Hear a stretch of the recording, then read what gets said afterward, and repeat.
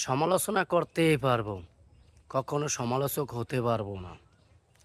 হাসানাত আবদুল্লাহকে নিয়ে যারা বাজে মন্তব্য করেন এবং কি নেগেটিভ চিন্তা ভাবনা, আপনার আপনার আপনার আর আমার বাজে মন্তব্যে থাকবে আর নেগেটিভ চিন্তা ভাবনাই থাকবে, তাতে তার কিছু আসবে যাবে না।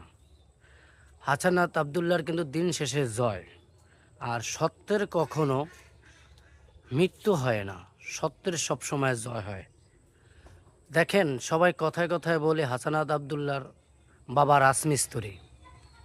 তার বাবা রাজমিস্ত্রি হয়েছে, কি হয়েছে? বাবার পরিচয় দেওয়া কি লজ্জা? না, বাবার পরিচয় দেওয়া কখনো লজ্জার বিষয় না। বাবার সত্যের পরিচয় দিছে, তার বাবা কি করে সে পরিচয়টা দিছে। তাই বলে কি আমরা কখনো মানুষকে নিয়ে বাজে মন্তব্য না করি, বাজে টল না করি। যে যেই রকম আছে তারা সেই রকম থাকতে দেই। কারণ আপনি আমি মানুষকে নিয়ে যতই বাজে মন্তব্য করি না কেন, ফলাফল জিরো।